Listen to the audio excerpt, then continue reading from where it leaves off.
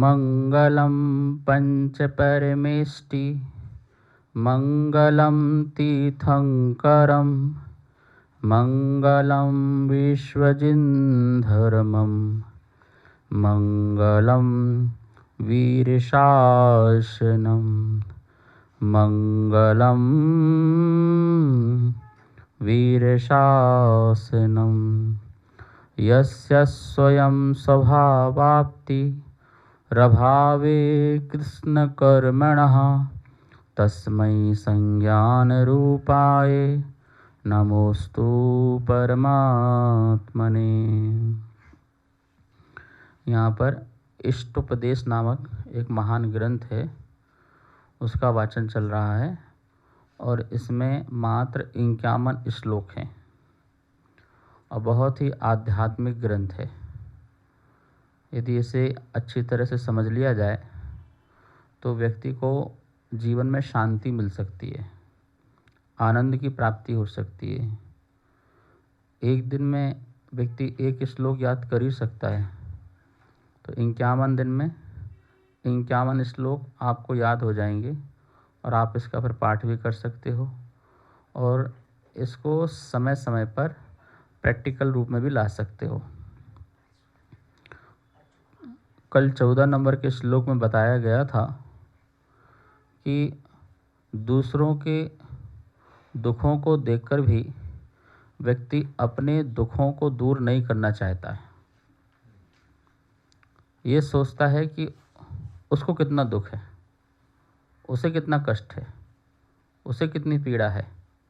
ठीक है, ये सोचना सही है, लेकिन तेरे जीवन में भी तो ऐसा ही है, तो तू अपना उपाय क्यों नहीं करता है। उदाहरण दिया था कि वृक्ष की डाल में बैठा हुआ व्यक्ति लगी हुई आग जंगल में उससे परेशान भयभीत जानवरों को देख कर के सोचता है कि कितने कष्टमय हैं, कितने भयभीत हैं, कितने दुखी हैं। लेकिन वो ये नहीं सोचता है कि आग जो है वो उस तक भी पहुंच रही है। तो वो दूसरों की परेशानी तो देख रहा है, पर उसके जीवन में भी यह परेशानी आने वाली है, वो ये नहीं देख रहा है। यदि वो अपनी भी समस्या का हल कर ले और दूसरों की कर ले तो ठीक है, लेकिन जो अपनी समस्या का हल नहीं कर रहा है और दूसरों की समस्या देख करके सोच रहा बताओ इनका क्या होगा, तो तुम्हारे इस सोचने से क्या होगा। हमें अपनी समस्या का भी हल करना है। दूसरों के कष्ट को देख करके ये जीवन में मेरे में भी आ सकते हैं, इसलिए मुझे भी ठीक होना है, इसके लिए पुरुषार्थ करना चाहिए। किसी घर में कोई घटना घट गई मृत्यु आदि की, ओहो बताओ अच्छा नहीं हुआ। अरे ये घटना तो हमारे जीवन में भी घट सकती है, वो घटेगी, तो हमने अपनी क्या तैयारी की है। तो इसी बात को यहाँ पर कल बताया गया था। और ये जो दशा है, व्यक्ति जो है क्यों नहीं सोच पाता है, तो उसके बारे में बता रहे हैं आज कि जो व्यक्ति को धन इष्ट होता है, जिसको धन धन मात्र ही इष्ट है, वो व्यक्ति जो है अपने जीवन से भी ज़्यादा धन को स्थान देता है। किसको स्थान देता है? धन को। धन धन धन धन धन धन धन करते करते अंत में निधन हो जाता है। बोलते ना फलाने व्यक्ति का निधन हो गया, तो निधन मतलब क्या हो गया? धन रहित हो गया। जो उसका धन था उससे रहित हो गया, निधन हो गया। और हमको होना चाहिए अनिधन। अनिधन मतलब जिसका कभी निधन ही ना हो, जिसकी समाप्ति ही ना हो। तो वैसा हमको पुरुषार्थ करना चाहिए था। तो सबसे पहले 15 नंबर का श्लोक, इसका उच्चारण करते हैं। आयुर्वृद्धि आयुर्वृद्धि क्षयोत्कर्ष हेतुम कालस्य निर्गमम वांछताम धनिना मिष्टम जीवतात् सुतराम धनम आयुर्वृद्धि क्षयोत्कर्ष हेतुं कालस्य निर्गमं वाञ्छतां धनिनामिष्टं जीवतात् सुतरां धनम। एक एक शब्द का अर्थ है कालस्य, काल के, निर्गम, निकल जाने पर, आयुर क्षय, आयु के क्षय, और वृद्धि उत्कर्ष, वृद्धि के, धन की वृद्धि का कारण, वांछताम धनिनाम, इच्छा वाले धनवान पुरुषों को, सुतराम, अच्छी तरह से, जीवतात, अपने जीवन से भी, धनम इष्टम, धन का पाना इष्ट है। यहाँ बहुत अच्छी बात बता रहे हैं। आयुर क्षय, आयु का तो क्या हो रहा है, क्षय हो रहा, और वृद्धि उत्कर्ष, जो धन है, वृद्धि है। यहाँ पर उदाहरण दे रहे हैं, जैसे किसी ने व्यक्ति को धन को ब्याज में दे दिया। क्या दे दिया, ब्याज में दे दिया, मतलब कि ये इतने % आपको हमको देना है, ठीक है ना। तो आदमी खुश कब रहेगा, जब तक अधिक से अधिक समय तक रखे ना ये, और हमको समय पे देता रहे, तो व्यक्ति क्या रहेगा, खुश रहेगा ना, कि हमको हर महीना तो मिल रहा है ना। तो जितने साल तक, वर्ष तक रखेगा और ईमानदारी से वो हमको दे रहा है, तो हमें प्रसन्नता मिलेगी या असंतुष्टता मिलेगी, बताओ। प्रसन्नता मिलेगी ना। तो वो ये सोच रहा है कि ये चलता रहे। और आयु का क्या हो रहा है, यहाँ पर कम हो रही है, आयु का क्षय हो रहा है, प्रति समय आयु घट रही है। तो उसे आयु की चिंता नहीं है, उसकी खुशी किस बात की हो रही है, अरे भैया कमाल है, ये 2-5 साल और चले, 10-15 साल और चले, जीवन भर और चले।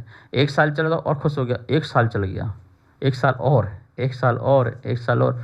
तो उसको खुशी उस बात की हो रही है, वृद्धि उत्कर्ष और आयु क्षय, आयु का क्षय हो रहा है, और वृद्धि उत्कर्ष, जो ब्याज की जो वृद्धि है वो क्या हो रही है, बढ़ रही है। ऐसा हेतु में कालस्य निर्गमम, काल के निर्गम, निकल जाने पर, काल के निकल जाने पर, आयु का क्षय और वृद्धि का उत्कर्ष कारण होने पर, वांछताम धनिनाम, जो इच्छा वाले हैं धनवान पुरुषों को, सुतराम, अच्छी तरह से, जीवतात, अपने जीवन से भी, धनम इष्टम, धन क्या है, इष्ट है। वो ये नहीं सोच रहा है कि मेरा एक एक क्षण, एक एक समय बीत रहा है, अपनी मनुष्य आयु कम हो रही है। क्या हो रही है, एक मनुष्य एक ऐसा प्राणी है जो सब कुछ कर सकता है, सब कुछ कर सकता है। मतलब कि वो एक ऐसे चौराहे पर है जहाँ हर रास्ते में वो जा सकता है। वो देव को भी प्राप्त हो सकता है, मनुष्य भी बन सकता है, नरक भी जा सकता है, जानवर भी बन सकता है, और ऊपर चाहे तो मोक्ष भी जा सकता है। उसके पास सारे ऑप्शन हैं। लेकिन वो मनुष्य पर्याय की सार्थकता समझ नहीं रहा है। उसको मनुष्य पर्याय से भी ज़्यादा इष्ट धन है। सुबह से शाम तक जो है वो एक ही विचार करता है, धन।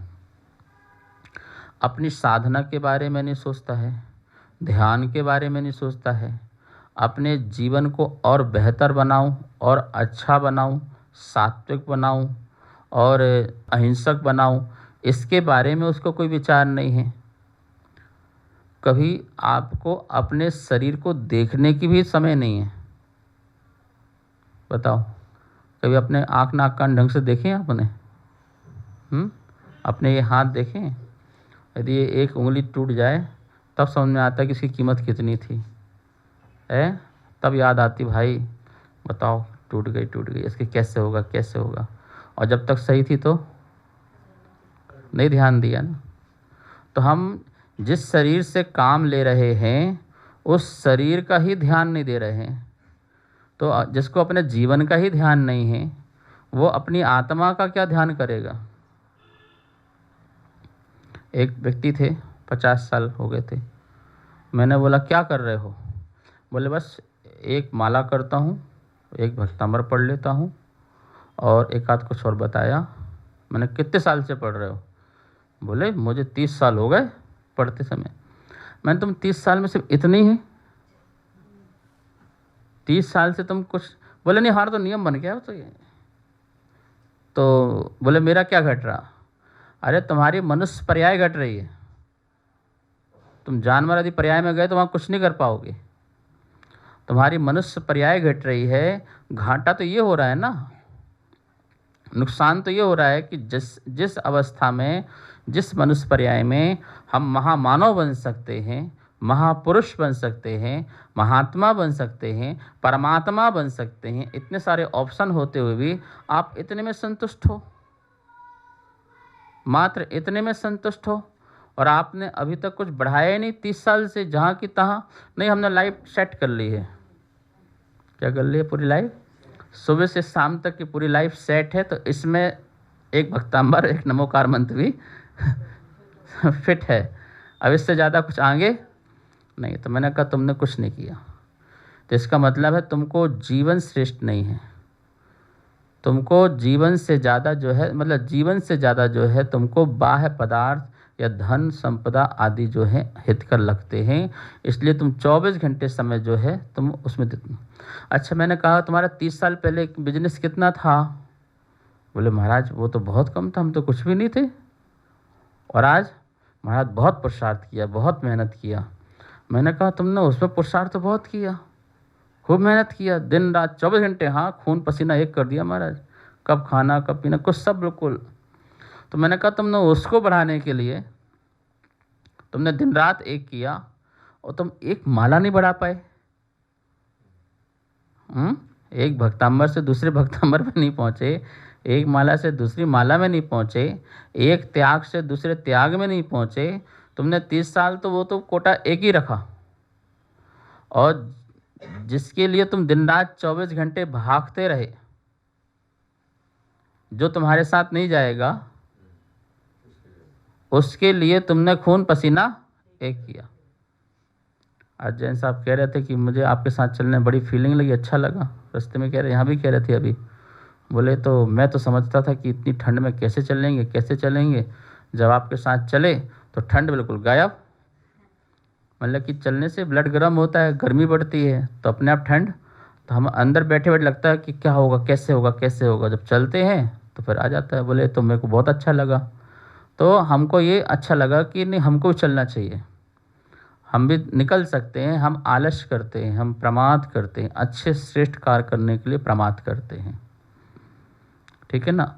और जो काम हमें नहीं करना चाहिए उसमें हम बहुत समर्पणता दिखाते हैं, बहुत उत्साह दिखाते हैं। अभी बात आ जाए कि चलो बीच में बात खिंच जाए कि संबित शिखर चलना है। अच्छा संबित शिखर, चल देखते हैं, ठीक है ना। दुबई चलोगे क्या? अच्छा कब जा रहे हैं? अरे हमारी टिकट कराओ और हमें भी चलना है। आप कैसी बात कर रहे हैं, हम तो बहुत दिन से गए नहीं हैं।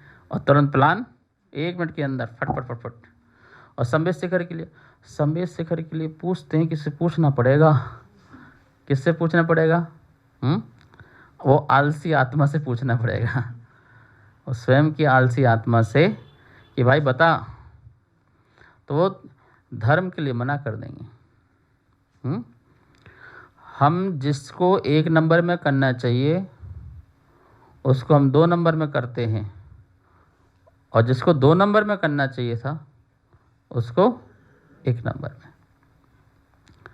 पहले धर्म बाद में कर्म, ठीक है ना। हमारे बुंदेलखंड में बोलते हैं पहले देव पूजा बाद में पेट पूजा। पहले कौन सी? देव पूजा बाद में।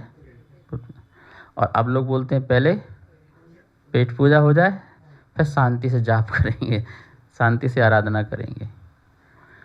तो जिसके जीवन में धन ही लक्ष्य है वो अनंत काल तक धन से रहित निधन होते रहेंगे, और जिनका लक्ष्य धर्म है वो धन से भी समृद्ध रहेंगे और अनिधन हो जाएंगे। वो अनिधन हो जाएंगे, मतलब कभी निधन को प्राप्त नहीं होंगे। निर्धनता उनके जीवन में कभी नहीं आएगी जिनके जीवन में धर्म होगा। हर चीज़ त्याग और तपस्या से मिलती है। महात्मा गांधी का संसार में नाम हुआ है तो उसके स्वयं के व्यक्तित्व से हुआ है। उसका अपना स्वयं का व्यक्तित्व त्यागमय रहा। कम कपड़े रखना, कम वस्त्र रखना, भोजन करना।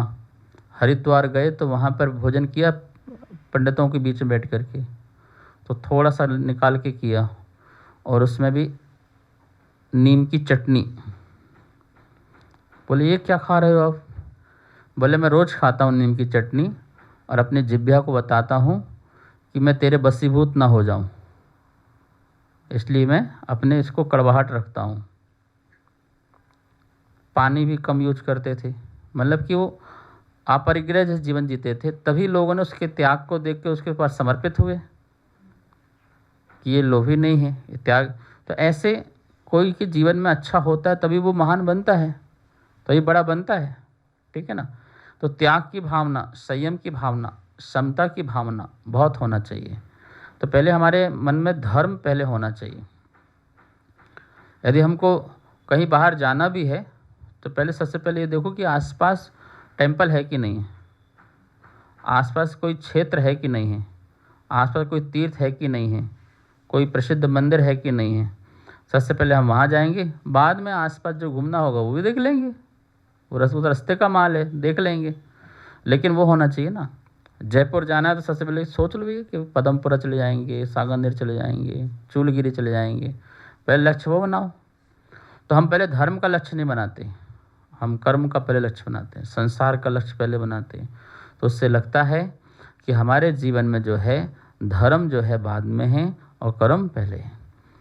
ये संसार में लोभी व्यक्ति की एक तो उदाहरण बताया, छोटा सा उदाहरण दिया है जो संसार में लोग करते हैं कि ब्याज की वृद्धि बढ़ रही है और समय बीत रहा है, काल निर्गम, काल निकल रहा है, निर्गमम, काल निकल रहा है, तो वो खुश हो रहा है कि जितना काल निकल जाएगा उतनी वृद्धि बढ़ेगी।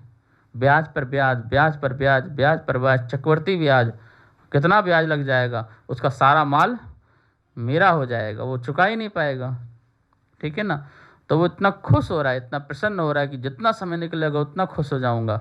और लेकिन उतने समय तक उसकी आयु का क्षय हो रहा है, जीवन नष्ट हो रहा है, उसको उसकी कोई परवाह नहीं है। तो जिसकी दृष्टि में ऐसा आ जाता है वो इस प्रकार से सोचता है। कार्यक्रम पाठशाला के पुण्यार्जक थे श्री दिगंबर जैन मंदिर, लोधी कॉलोनी, दिल्ली।